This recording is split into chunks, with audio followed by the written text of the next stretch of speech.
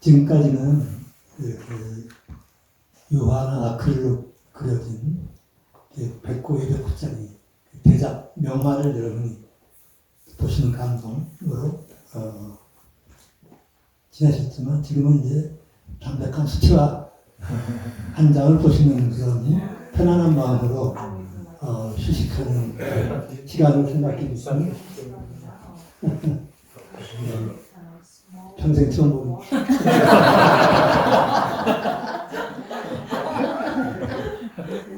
그 필리처상 수상작가의 리처드 포드가 말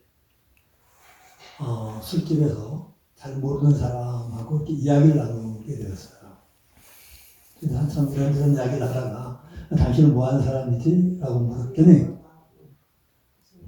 나는 일을 하지 않습니다. 일에는 미래가 없기 때문이죠. 라는 말을 했다고 그래요. 근데 그 리처드 포드가 그 사람을 표현할 때 펫사람처럼 생긴 놈인데 나한테 그런 말을 했다. 그래서 이제 머리를 점통으로 맞은 그런 느낌이었다. 일을 하지 않고 일에는 미래가 없기 때문에. 근데 자기 자신을 이제 유명한 소설가인데 자기가 하는 일에는 미래가 있는가를 생각해 봤겠죠. 그래서 우리가 이제 미래를 위해서 저축도 하고 연금도 뭐 들고 그렇잖아요. 그런데 이제 사실은 그런 연금이나 저축은 훗날의 오늘, 훗날의 현실을 위한 것이지 진정한 미래를 위한 것은 이제 아니죠. 그래서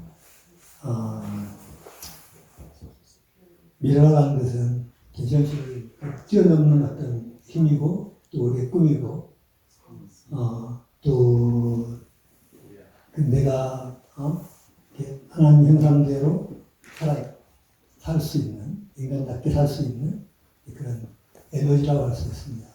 그래서 우리가 미래를 이야기할 때 우리가 하나님께 특별하게 받은 그 혜택 이자 여기 에너지라고 생각합니다. 퀸토라스가 양철북이라는 소설을 냈을 때 전 세계가 발칵 뒤집혔어요. 너무 작품이 뛰어날 뿐만 아니라 전 세계 비평가들의 찬사가 끝없이 이어졌습니다. 출간하자마자. 한참 있다가 출간 기념회를 했는데 독일의 모든 문화인사들이 다 연회장에 모였어요. 말의 성찬이죠. 잘 썼다, 좋다, 정말 훌륭하다. 그런 말의 성찬 속에 정작 본인 퀸토라스는 그 연회장 한쪽에서 사랑하는 아내 그 마리아의 허리를 붙이고 조용히 춤을 추고 있었다고 해요. 사람들이 막 하면서 뭐 술을 마시고 유아야 유아야 막 하면서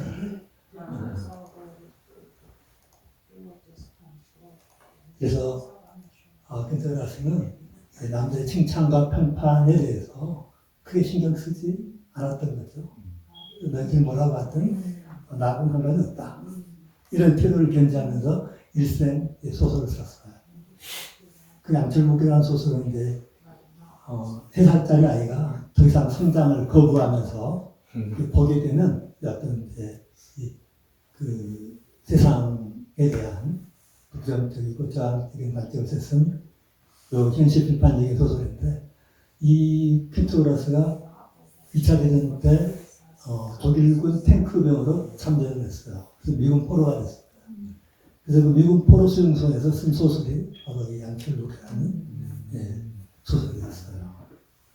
그래서 가끔 이렇게 우리가 칭찬을 받으면서 살아갈 때가 있는데 그 평판이나 칭찬에 대해서 그게 신경 쓰지 않고 이렇게 마리아의 어깨를 허리를 안고 춤을 추듯이 여유 있는 삶을 살 수 있다면 어떨까 그런 생각을 이제 기도하겠습니다. 사랑하는 주님 감사합니다. 미약하지만 주님을 의지하고 그 인도하심을 따라 주님의 특별한 계획에 참여하였습니다. 주님을 높이며 찬양합니다. 아멘. 특별한 이 짤막한 강의를 통해서 들어서 쓸만한 것이 하나라도 있을 수 있도록 붙들어 주세요. 감사하며 예수님의 이름으로 기도합니다. 아멘. 제가 여기 와서 몇 가지 느낀 게 있는데 그중 하나는 이제 강사님들의 어조입니다. 어조. 그래서 언어를 다루는 사람이기 때문에 언어와 어조와 이 디테일을 되게 중요하게 생각합니다. 왜냐하면 시에서 가장 이제 수준이 높은 게 이제 수사법. 그다음 두 번째는 그 문체의 어조. 그리고 그 문장 속에 들어있는 디테일이 가장 중요하게 생각하는데 여기 와서 여러 강사님들이 강의를 하시는 것을 보면서 그 어조에 대해서 많이 생각을 해봤어요. 살인용의자가 붙잡혀왔는데 너무 억울한 거예요. 아무리 변명을 해도 통하지가 않아요. 내가 안 죽였습니다. 안 죽였다니까. 이게 어조이죠. 이런 어조가 생생하게 살아있으면 좋은 문학이라고 합니다. 그래서 어조가 굉장히 시에서나 소설에서 중요해요. 근데 빛이 있으라 하셨던 그 어조와 아담이 에덴 동산에서 옷을 벗고 부끄러워할 때 내가 어디 있느냐 찾으실 때 어조는 다르셨을 텐데 가끔 그 어조가 이렇게 듣고 싶을 때가 있잖아요. 혹시 그런 생각을 해보셨나요? 나는 그런 어조를 연구하는 사람이 있었으면 대단히 흥미롭겠다 그런 생각을 해봅니다. 노인들이 버스를 내리면 똑바로 내리지 않죠. 옆으로 약간 비스듬하게 내리는 거예요. 그걸 시에서는 디테일이라고 하거든요. 노인만의 독특한 디테일이 있어요. 그리고 강사들도 자신의 독특한 스타일과 디테일이 있죠. 황 박사는 약간 보낼 수 있고 그리고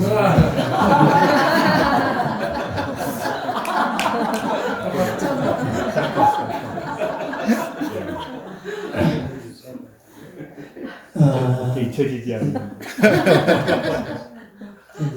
저 같은 문학을 강의하는 사람에게는 그게 크게 중요하지 않을 텐데 성경의 말씀을 전하는 분들에게는 그 오조나 그 디테일이 좀 중요하겠다라는 생각을 이 강사들을 보면서 이렇게 든 생각입니다. 또 그런 오조나 디테일이 다 하나님의 형상으로부터 왔기 때문에 당연히 그 흥미로운 것이죠. 아침에 제가 이제 전전에서 전도사님한테 모니먼트에서 눈을 뜨면 아직도 눈이 높지 않았어요. 그래서 아침 설경이 바로 눈에 들어옵니다. 그리고 이제 아내를 깨워서 밖으로 나가서 눈밭을 걷다가 눈 얼음이 이렇게 아라리 박혀 있는 그 아름다운 자작나무 앞에 서면 그 눈얼음을 쓰고 있는 자작나무의 그 순수한 있음을 이렇게 경험하게 됩니다. 그래서 그 순수한 있음, 보석처럼 눈부신 아름다움을 가지고 순수하게 있는 그 자작나무를 경이롭게 바라보는 나의 그 순수한 있음이 이렇게 만나는 거예요. 그래서 그런 순수한 있음의 상태가 커다란 도전 앞에 질풍노도처럼 이렇게 달려가는 그런 우리의 어떤 신앙 사역 속에서도 필요하지 않을까 정도. 그래서 내가 있다는 거, 그 있음을 바로 느낄 수 있는 그런 순간이 필요하다고 생각하는데 그 모니먼트에서 매일 아침 그런 시간을 갖는 것을 감사하게 생각하고 있습니다. 그러나 어떤 사람에게는 그 눈이 실 수가 있고 눈이 고역일 수가 있고 눈 쌓인 풍경이 진부하고 따분할 수가 있어요. 아름다운 하원도 항무지처럼 느껴질 때가 있고 그 황량한 항무지도 꽃밭처럼 내게 다가올 때가 우리 김정남 성교사님 삿포로에서 눈을 매일 1리터씩 눈만 보면 아주 이가 됐네. 그래서 우리가 문학에서는 마음의 풍경과 마음밭의 풍경을 이렇게 구분합니다. 근데 이쪽에 그게 장소성이죠. 건축에서는 장소성을 굉장히 중요하게 생각합니다. 어떤 건물이 어떤 곳에 얹혀지느냐에 따라서 그 건물의 상징성이 달라지고 효율성이 달라지고 아름다움이 달라집니다. 그런데 제가 성경에 조에는 없지만 하나님께서 에덴 동산 이후에 자신의 영적 구축물을 건축하기 위해서 택하신 장소는 사막이었습니다. 성경에는 주로 광야로 이렇게 언급되어 있는데 풀도 조금 있고 비옥한 땅도 있고 우리 팍팍한 내란 계곡도 있고 그렇긴 하지만 대체로 삶을 살아내기에는 부적합한 그런 것이죠.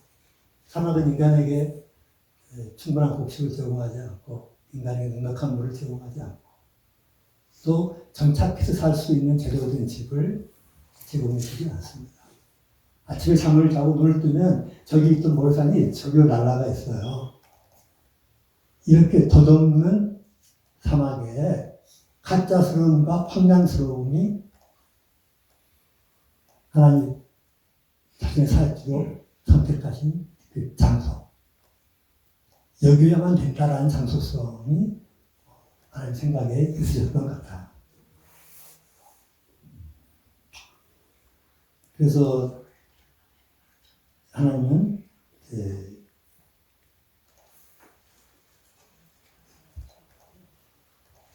사막과 같은 곳에서 자신의 사역을 이제 시작하시는데 실제 여러분들이 잘 아시겠지만 이목민족에게 있어서는 그 사막이라는 것이 삶이 이루어지는 곳이긴 하지만 이것이 내 삶의 종착지다.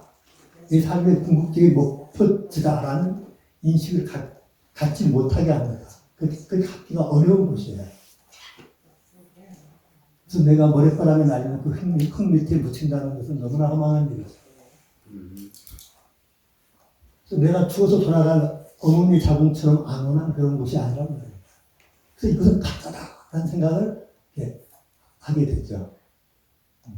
근데 하나님은 바로 이렇게 황량함과 가짜스러움과 텅 비어있는 곳을 자신의 영적 구축물을 건축하기 위한 장소로 선택하신 것이죠. 그래서 하나님은 에덴 동산 이후에 자신의 그 사역지를 사막으로 선택하신 것인데 사실상 그 사막은 중동 문명권의 어마어마한 영감 원천이었습니다. 중동 문명과 문화와 예술은 다 그 사막이라고 하는 텅 비어있는 그 황량스러움 속에서 영감을 받고 아이디어가 나와서 만들어진 것들이에요. 그래서 사실은 꼭 그렇게 비어있는 곳에 하나님의 사역이 가능한 것이라고 판단하셨겠죠. 이게 제 생각입니다. 그래서 하나님 만드신 천지를 창조하신 여러 곳이 있는데 그곳을 선택하신 것이라고 생각합니다.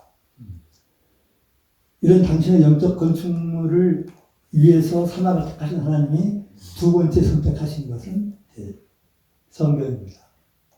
언어로 되어 있죠. 언어는 하나님 만드셨어요. 당신의 뜻을 전하고 자기 하고 싶은 말을 하기 위해서 선택한 것이 언어.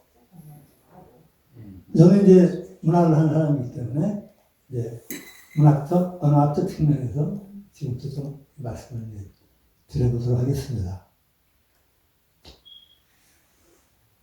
사실 뭐 이런 이야기는 크리스찬에게는 너무 상식적인 이야기여서 뭐 감명이 없을 수도 있지만 한번 되짚어본다고 생각하시고 들으면 좋을 것 같습니다. 창세기 11장에 보면은 이제 온 땅의 언어가 하나고 말도 하나였다라고 되어 있잖아요. 바벨탑을 짓는 걸 보시고 하나님 직접 내려와서 보시고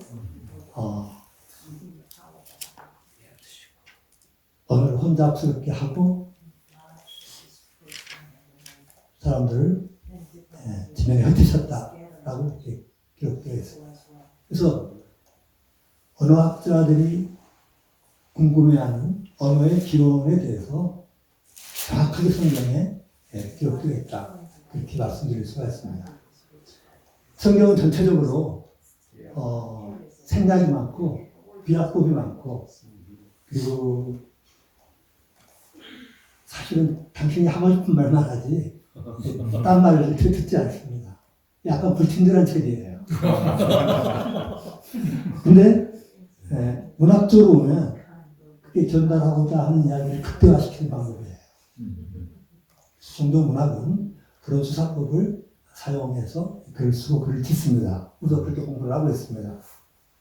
이게 다 이미 다 하나님이 하신 거예요.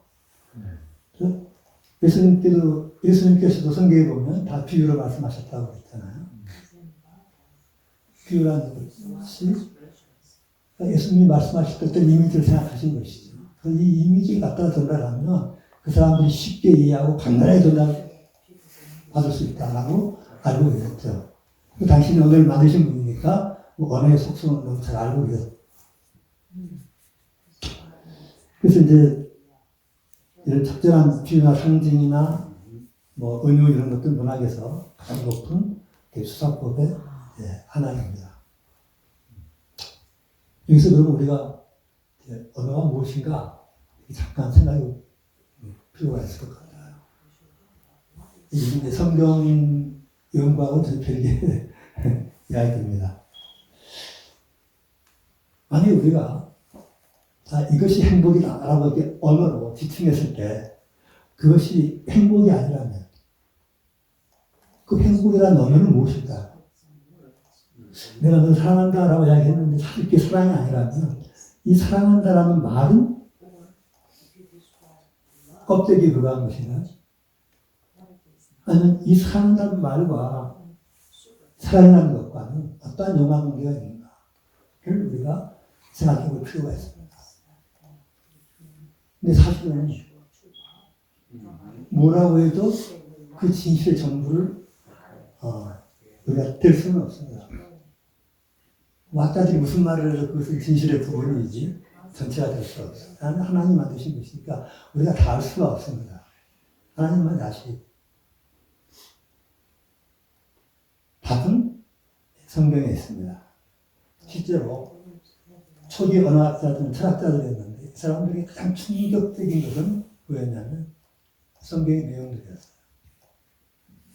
차순도 목사님이 어제인가 좀 강의하실 때 창조학 측면에서 창조에 관한 이야기를 여러 가지 증거와 증인들 대면서 우리에게 쉽게 설명해 주셨죠. 그런데 거기서 한 가지 제가 들을 때 빠진 것이 있었어요. 하나님이 세상을 말씀으로 창조했다. 꼭 굉장히 중요하게 일본어로 이야기하셨는데 하나님이 말씀으로 천지를 창조한 증거나 증인을 대주시지는 않으셨어요. 빛이 있으라 하면 빛이 있었는데 그것에 증거와 증인이 있는가에 대해서는 이야기를 안 해주셨다.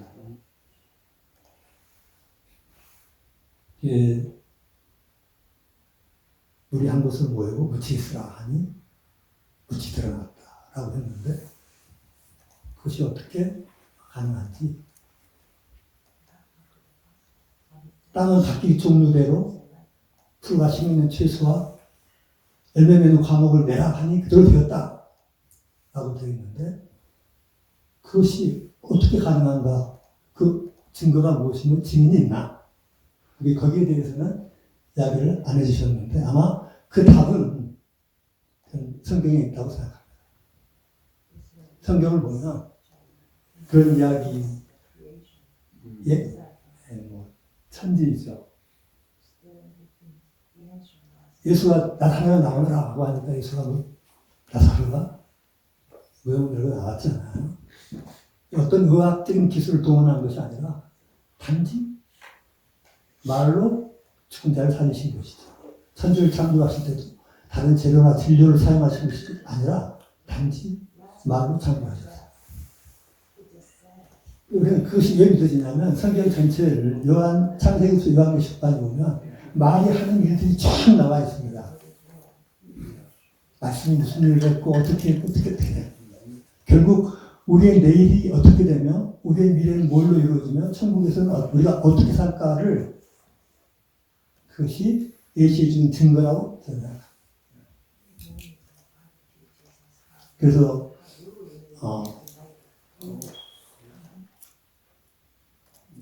이 언어학자들이 언어가 무엇인가, 특히 언어의 권력성을 이야기할 때 그 해답은 성경을 보라. 이것이 제 생각입니다. 제 생각에는 이것은 그냥 제 표현인데, 인간은 몸이 늙고 병들어서 죽는 게 아니라 사실은 말이 늙고 병들어서 죽게 된다고 생각합니다.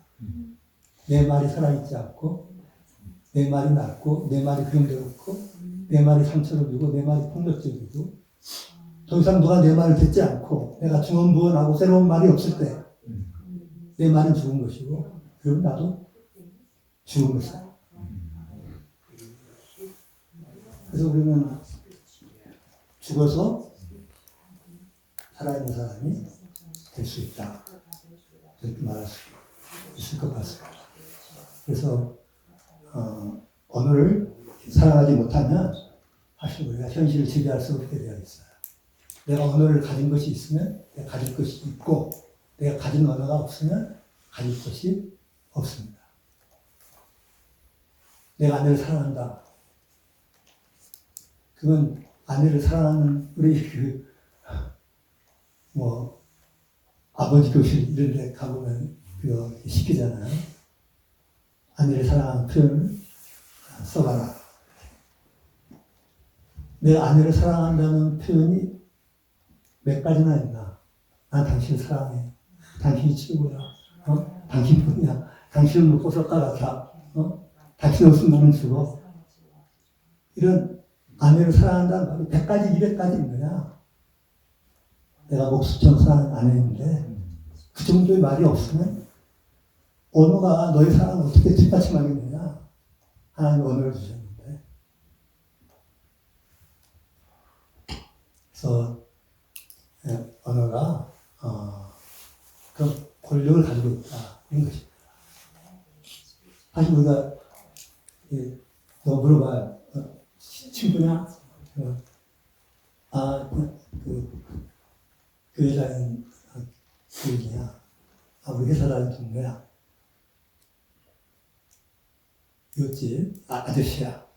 이렇게 말하면 친구가 아니에요. 언어가 친구라고 지칭해 주어야 친구입니다. 내가 사랑해 라는 말이 나오기 전에는 아직까지는 사랑이 아니에요. 사랑이라는 것을 누가 최종 증거해 주냐면 하나님 만드신 최상위의 결정, 잣대, 언어인데 그 언어가 증거하고 증명한다는 말이죠.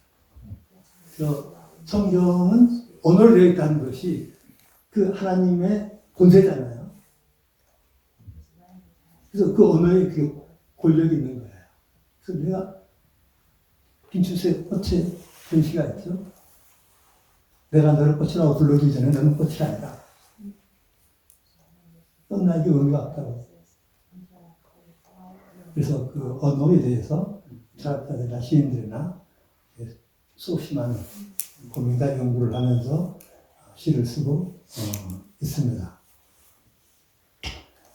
그리고 제가 생각하기에 하나님의 언어의 그 법칙 중에는 전체에 대한, 문학에서 전체에 대한 부분의 법칙이라는 말이 있는데 그 법칙이 하나님의 언어에서 나왔기 때문에 성경에 그대로 적용되어 있습니다. 우리는 부분을 활용하면서 산다는 것이죠. 박목월 시인은 그런 말을 했어요. 사랑에 빠진 여인을 표현할 때 그 사랑에 빠진 여인의 모든 행동과 말을 표현하는 것은 어리석은 일이다. 사랑에 빠진 그 여자의 눈매만 표현하면 된다. 이렇게 말해요. 그 눈매를 보면 사랑에 빠졌다는 것을 알 수가 있어요. 이것은 전체에 부분의 법칙이에요. 그 부분만 있으면 되는 거죠. 그 제대로 된 부분만 있으면 그게 전체를 대신할 수 있다는 것을 옛날 사람들도 알고 있었어요. 그건 당연히 하나님은 알고 계셨죠. 그래서 제물을 우리가 제단 지낼 때 제물로 깨끗한 양의 피를 쓰는 것은 피의 부분이 양의 전체를 대신하기 때문인 것이죠. 아브라함에게 이삭을 바치라고 할 때 하나님이 됐다. 그만하면 네가 나를 경외하는 줄 안다. 그리고 대신 준비한 순양을 제물로 바치기 위하죠. 그 순양이 곧 이삭을 대신하는 것이죠. 그래서 전체에 대한 부분의 법칙이라고 이런 말. 이런 부분의 법칙을 하나님이 만드신 것이에요. 그래서 하나님은 때로 그의 어떤 부분만 보시고 전체가 좀 희미해도 인정해 주시고 사용하시고 사랑하시는 걸 알 수 있잖아요. 근데 그 부분이 가능하면 제대로 된 것, 진짜인 것이야 좋겠죠. 전체를 대신할 만한 그런 부분만 있다면 우리는 현실을 지배할 수 있고 세상 얼든지 그 상대방을 제압할 수 있다. 그렇게 이야기할 수 있을 것 같습니다. 그래서 정확하게 말씀하면 이제 이 부분의 법칙도 결국 하나님의 어떻게 보면 긍휼의 표현이기도 하지만 여기서 중요한 것은 언어라는 것이죠. 아브라함은 하나님께 순종한 것이지만 정확하게 말하면 하나님의 언어, 하나님의 말씀에 순종한 것이에요. 그래서 우리는 그 언어에 대해서 언어가 하나님 말씀인데 언어학적 측면에서 충분히 이렇게 다루어야 할 부분이 있다는 생각을 합니다. 제가 한일 시인 대회가 있어서 한 6, 7년 전에 일본에서 일본 시인들과 같이 집회를 했었어요. 큰 다락방에서 쫙 둘러앉아가지고 우리는 한국어로 시를 읽고 일본 시인들은 일본어로 시를 읽고 그리고 뭔가 또 이야기를 하고. 근데 제가 그때 깜짝 놀라는 것은 하이쿠라고 일본의 전통 시가 하나 있는데 삼행시예요. 오음절로 되어 있는 우리 시조보다 더 짧은 형식의 시인데 굉장히 좀 오묘하다고 이렇게 알려져 있습니다. 근데 그 하이쿠를 쓰는 일본 사람들이 1000명에 가깝다고 해요. 1000만 명. 그래서 동네마다 하이쿠 모임이 실제로 있고요. 그 하이쿠 모임이 마치 반상회처럼 열리는 거예요. 거기서 하이쿠를 짓고 서로 나누고 서로 칼싸움을 하는 거죠. 내시를 쫙 보여주고 야, 니시 내놔봐. 이 관객들의 싸움이 딱 동호회에서 일어나는 그래서 그때 야, 일본에 1000만 명의 하이쿠를 쓰는 시민들이 있고 동네마다 하이쿠 모임이 있다면 어떤 선교사가 그 하이쿠 모임에 침투하면 좋겠다. 뭐 그런 생각을 해본 적이 있었습니다. 하여간 시하고 연관된 이야기여서 제가 문득 생각나서 말씀드렸습니다. 이제 시인들은 이제 끝없이 시를 써서 시집을 만들어서 내잖아요. 저도 이제 11권의 시집을 냈고 12번째 시집을 준비하고 있는데 시선집이니 상원집이니 이렇게 하는 이제 몇십 권의 저서가 있는데 시인이란 반드시 피해야 할 게 있습니다. 그것은 수집병이 수집병. 이렇게 모으는 걸 피해야 합니다. 왜냐하면 시집 11권을 썼다고 하면 시집 한 권에 60권씩 있다고 하면 60편씩 시가 있다고 하면 거의 1000편에 가까운 시를 썼는데 이 1000편이 다 비슷한 시다. 그러면 제 시집은 한 권만 읽으면 되겠죠. 내가 다음 시집이 나올 것을 독자들이 기대할 필요가 없습니다. 그래서 매번 시집이 이게 조금씩 실제로 다릅니다. 내가 하는 시집이다. 근데 우리가 옷을 수집하고 예쁜 인형을 수집하고 이렇게 수집하잖아요. 근데 사실은 저는 저도 이제 그림을 수집하긴 하지만 이런 수집벽을 가져가는데 버리는 것이 좋은 시를 쓰는 길이라고 생각하는데 이유는 아까 말씀드린 것처럼 같은 내용, 같은 얘기, 동호 반복이 하지 않는 것들을 다시 반복하는 것이 예술의 적이기 때문인데 사실은 이제 성사님들이 하시는 이야기도 예를 들어서 5년 전에 들었던 이야기나 10년 후에 들었던 이야기나 20년 후에 들었던 이야기나 비슷하다면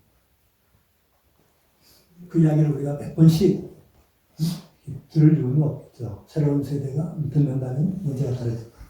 언제든지 자기의 언어도 수집벽을 버리고 늘 새로운 언어 그리고 또 그 새로운 언어라고 하는 것은 관점이 다른 또 사유가 다른 것, 생각이 달라지는 것 이런 끝없는 어떤 노력 속에서 태어나는 것이기 때문에 내가 나의 언어도 수집벽을 버리고 새로운 언어를 갖는 것이 필요하다고 생각합니다. 잠옷을 모으는 사람도 왔어요. 시인이 왜 잠옷을 모으지? 하고 내가 물어봤어요.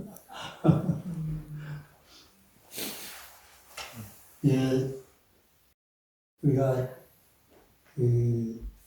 누구나 다 질 높은 삶을 살기를 원하잖아요. 우리가 질이 높은 것을 뭐라고 하죠? 명품이라고 하죠. 근데 잘 아시겠지만 명품은 제일 좋은 것은 아니에요. 질을 높여서 평준화시켜 놓은 것이잖아요. 최고가 아니에요. 명품은 최고가 될 수가 없어요. 그래서 자격이 없어요.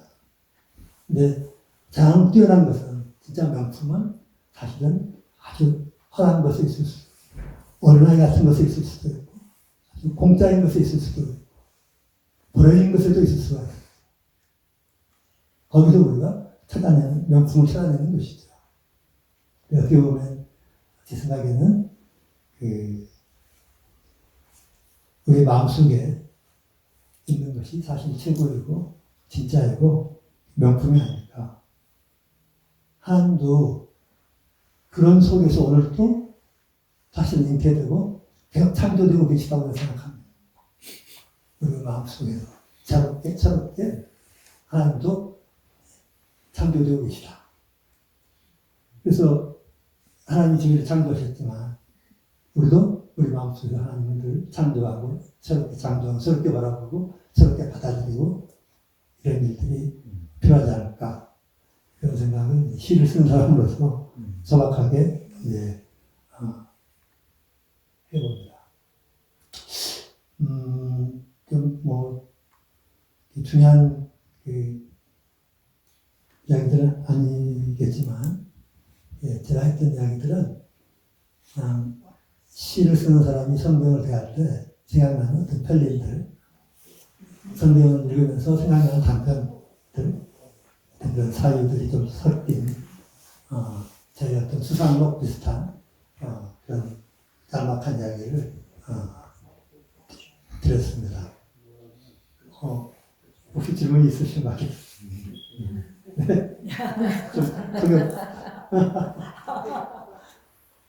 My question is, how did he get these insights? The organic practice of prayer, was it something that came immediately or something that gradually over time? 그냥 지금까지 나눠주신 말씀이 그 인생을 살면서 계속 이렇게 흘러나오는 거기서 한 건지 아니면 어떤 시간에 그냥 잠깐 이렇게 명상을 하시면서 거기 나오는 건 네. 이제 방금 얘기한 것처럼 성경을 대하면서 그때 떠오르는 어떤 단상들이에요. 아마 생각해, 이게 이런 게 아닐까? 깊이 있는 성경 연구는 아니고 시인으로서 느껴지는 어떤 단상에서 그래서 약간 오류가 있을 수도 있지만 성경적으로는 그냥 문학가가 본 어떤 성경 읽기라고 생각하시면 시를 하면 대표 시를 하면 설명하는 시가 이렇게 시가 어떤 것인지 그냥 바로 일반 시거든.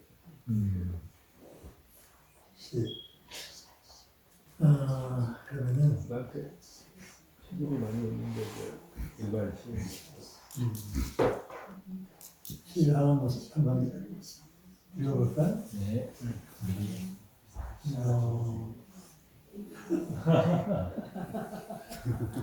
빌리언스 여기서 이제 시를 하나 수료증을 받을 때는 꼭 시를 한 편씩 제출하도록 그렇게 하면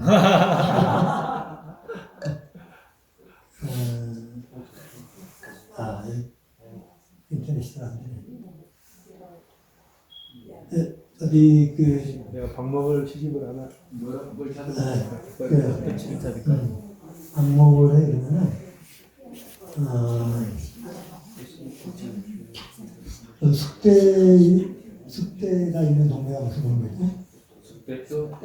효창동.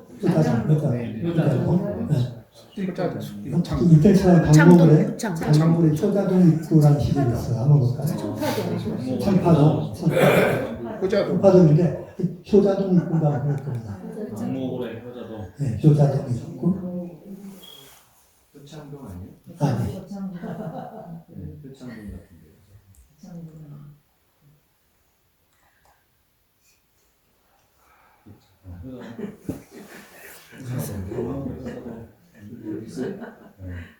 제목이 뭐라고요?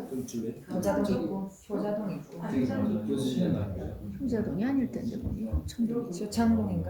예, 제목이 효자동 같은데요? 효자동. 네. 효자동 박목원. 네. 그러면 숙대 있는 데가 아니야.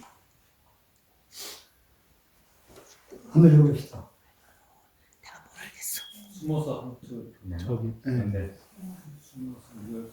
나왔네. 저기 뒤에 교수님 나왔습니다. 네.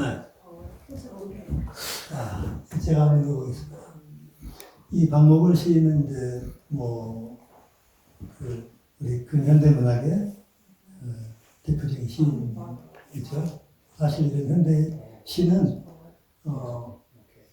우리나라에서 나온 게 아니고 다 일본에서 건너온 것입니다. 우리가 일제강점기에 한국의 많은 유학생들이 일본에 가서 현대문학을 이제 공부해 가지고 온 게 현대시고요. 우리는 이런 시가 없었어요. 그전에 한시, 시조 이런 게 있었죠. 이런 것들은 사실 현대시라고 우리가 부릅니다. 보면 제목은 효자동, 숨어서 한철 효자동에서 살았다. 종점 근처에 쓸쓸한 하숙집. 이른 아침에 일어나 꾀꼬리 울음을 듣기도 하고 간혹 성경을 읽기도 했다. 마태복음 5장을, 고린도전서 13장을. 인왕산은 해질물이 좋았다. 보랏빛 산덩어리 오줌에 가라앉고 램프에 불을 켜난 등패에 흐릿한 무리가 잡혔다. 마음이 가난한 자는 복이 있나니 그 말씀, 그 위로 이렇게 되어 있는 시이죠. 그런 밤에 수능은 베개를 적시고 한밤중에 줄기차 비가 왔다. 이제 두 번 생각하지 않으리라. 효자동 밤길 그 기도를 강물 같은 그 많은 물들이 마른 강바닥에 달빛이 아니고 서글픈 편안이 끝이 없다. 그러니까 여기에서 이제 핵심은 이제 효자동이라는 그 쓸쓸한 동네에서 그 자신의 심상, 그 심상을 성경 말씀의 교를 떠올리면서 견디려고 하는 세계주의에서 밤사이에 일어난 그 시인의 심상이죠. 그런데 여기서 이제 이런 시가 이제 박목월 시인의 그 이제 초기 중기까지는 없어요. 이 시는 비교적 일찍 쓰여진 시인데, 그런데 마지막 돌아가시기 전에 이분이 이제 크고 부드러운 손이라는 그 신앙시집을 쓰고 돌아가셨는데, 교회 장로님이셨어요. 이제 중간중간에 보면 이제 신앙에 의지하는 자기의 마음과 그리고 그 부부, 그 박목월 시인 부부가 이제 그 당시엔 드물게 박목월 시인이 유명한 그 젊을 때 그런 스토리가 있긴 하지만 나중에 그 부부의 모습이 되게 아름다웠어요. 그래서 아마 이 효자동도 부인을 생각하면서 그 외로움과 하나님 주신 그 위로를 이렇게 생각하면서 쓴 시인데, 어쨌든 우리가 보면 중요한 시어들이 몇 개가 이렇게 있는데, 종적이라는 단어하고 이 하숙집이라는 단어가 굉장히 중요하게 앞에 서두에 제시가 되죠. 모든 정서는 이 한 줄에 쭉 담겨져 있어요. 그걸 계속 풀어가면서 신앙, 가난한 자에게는 복이 있나니 그 말씀으로 울먹이면서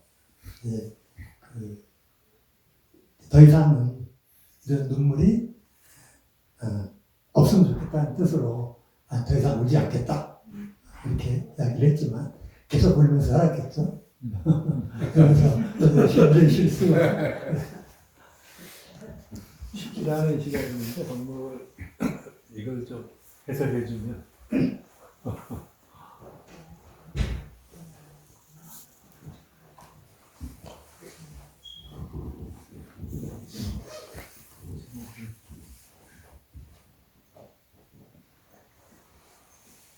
제목 알려주시면 좋겠어요.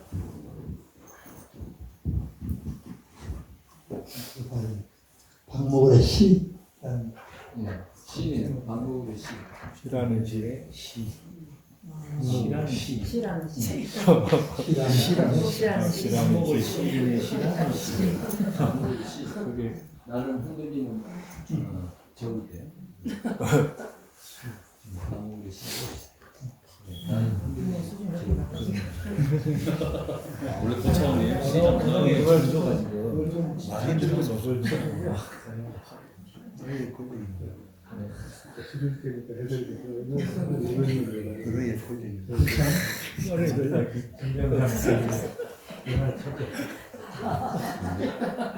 근데 또 아는 시라서 이제 그 천상병 시인은 우리가 이제 거짓 시인이라고 이렇게 보통 불리고 있는데, 이제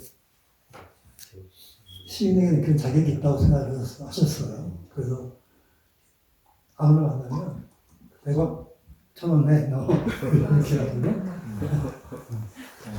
그래서 이제 그걸로 술도 사드시고 뭐 밥도 드시고 그런 분이었습니다. 부인은 평생 기도하는 분이었고 이제 서로를 시가 너무 죽을 때만 이막히 비춰내요. 그렇게 이제 천진하고 어린애 같은 그 시인 남편을 위해서 평생 그 사모님 기도하시면서 그래서 이제 기천이라는 시를 쓰게 됐는데, 기천은 이제 하늘로 돌아간다는 뜻이죠. 그래서 나 하늘로 돌아가리라. 새벽빛과 닿으면 쓰러지는 이슬 덮으로 손에 손을 잡고 나 하늘로 돌아가리라.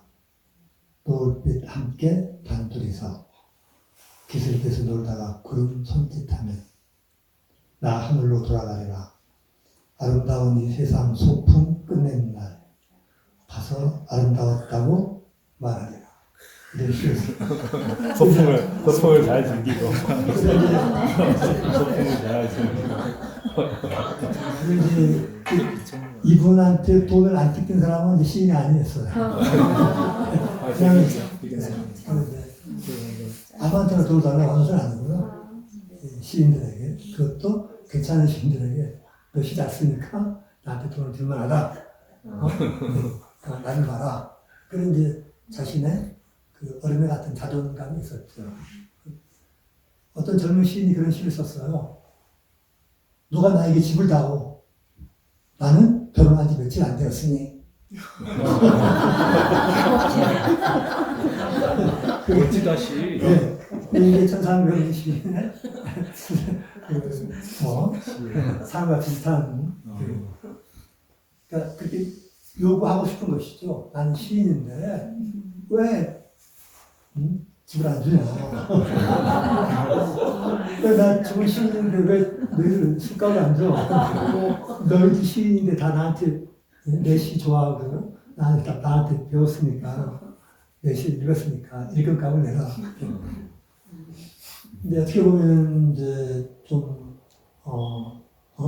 기인이라고 할 수도 있지만 사실 이제 기인이라고 보기보다도 당신이 그걸 잘 알고 계셨어요. 이게 무슨 행동인지. 그래서 이 시에 보면 이제 나오잖아요. 하늘로 돌아가리라. 아름다운 이 세상 소풍 끝내는 날 가서 아름다웠더라고 말하려. 그러니까 당신은 그게 아름다운 곳이에요. 삶은. 시인으로서 남들이 하지 못하는 어떤 시인도 할 수 없는데 자기만 할 수 있었어. 돈을 들어도 괜찮은 시인.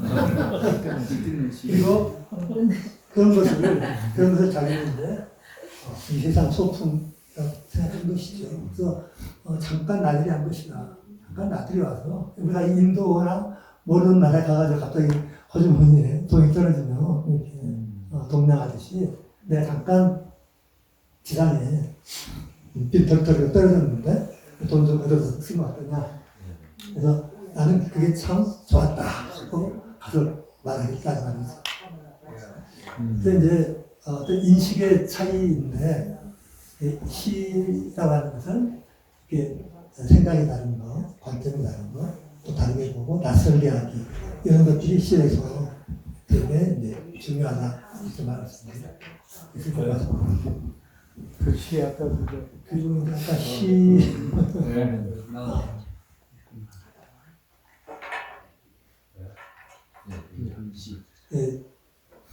시 나는 흔들리는 저울대 시는 그것을 고누려는 추 겨우 균형이 잡히는 위치에 한가락의 무서 한 줌의 위안 한 줄기 눈물 이내 무너진다.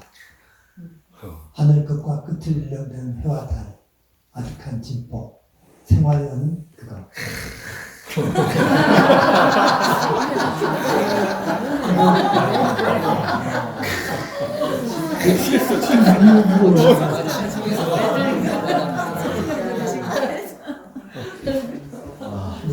나는 흔들리는 저울대죠. 근데 그것을 고누려면 이제 흔들리니까 그걸 제대로 이제 정확하게 고누려면 이제 추다 그 말이죠. 예, 그게 이제 시라는 것이에요. 그러니까 자기 삶을 이렇게 잡아주는 어떤 그 추가 시인데 그래서 그 시 때문에 겨우 균형이 잡히는 거예요. 그래서 한가락이면서 한균형이 생기는 것이죠. 그것은 이제 어떻게 보면 한 줄기 오늘 노래와 같은 것이다. 그런 것인데 또 그 다음에 다가 아니라 이내 무너진다. 이게 이제 그런데 오늘은 또 그렇게 보냈지만 내일은 또 흔들리고 또 오늘 잘 추를 잡았는데 또 다음 날은 또 무너지고 이럴 수 있으니까 한 줄기 오늘인데 생각법이죠. 바로 이내 무너진다. 이렇게 선생님도 생각법이 말하다가 다 다른 장면으로 이렇게 넘어가는데 이쪽은 수사법이에요. 그런데 이제 마지막을 어떻게 정리했냐? 하늘 끝과 끝을 연대는 해와 달, 아직한 진폭. 그러니까 하늘에 해와 달이 있는데 이것도 이 거리하고 진폭이 있는 거예요. 그래서 자기들도 중심을 잡으려고 이렇게 애를 쓴다는 것이죠, 실제로는. 근데 그게 뭐 생활이다.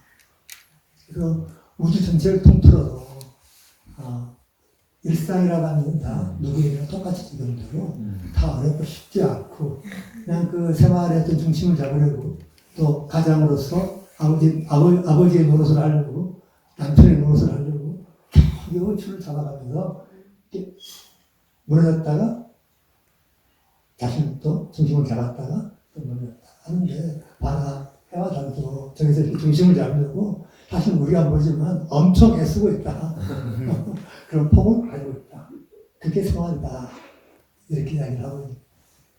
그리고 이 생활이야말로 그렇게 살고 있는 생활이야말로 결국 뭐냐? 시다.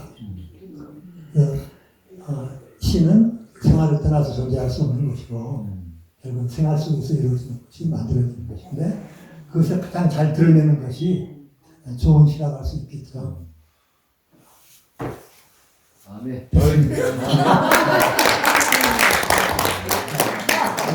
기도하고 마치겠습니다. 하나님, 우리 언어가 소망 언어가 되게 해주시고 배려한 언어가 되게 해주시고 참는 언어가 되게 해주시고 무엇보다도